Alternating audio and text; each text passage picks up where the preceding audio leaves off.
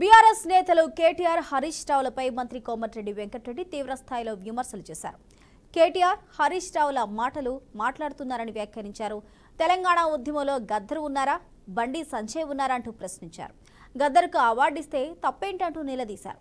నల్గొండలో tea hub కు తాళం వేసిందే కేటీఆర్ అని అన్నారు. కేటీఆర్ పై ఉన్న అవినీతి ఆరోపణలు తనపై లేవని, కేసీఆర్లా తాను ఎలక్షన్ కలెక్షన్ చేయలేదని చెప్పారు.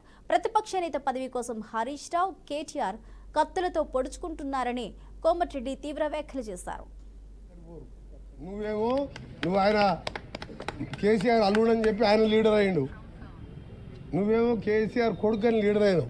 మా ఆయన ఏం చేస్తాడు? వ్యవసాయం చేసుకుంటాడు.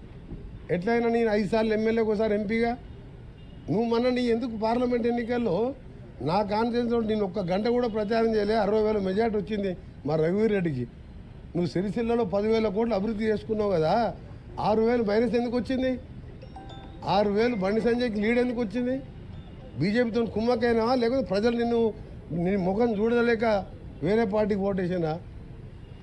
అందుకనే నీ కెపాసిటీ కోమటిరెడ్డి వెంకరెడ్డి పేరు తీసుకునే నైతిక హక్కు లేదు. కోమటిరెడ్డి వెంకరెడ్డి అంటే నీతి నిజాయితీకి మారు పేరు. 30 ఏళ్ళలో ఒక్కసారి నా పేరు వచ్చింది. నాది ఎక్కడైనా కబ్జాలు చేసి దోసుకున్నాను.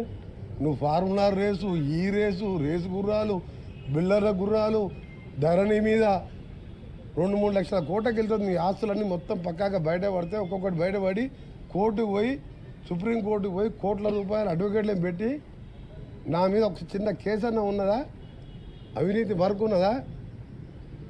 3 ఏళ్ళ పదవి వదిలిపెట్టుకున్నాన్ని మీ నాయన దాకా రాజీనామా చేయ, by election, collection, re election, by election.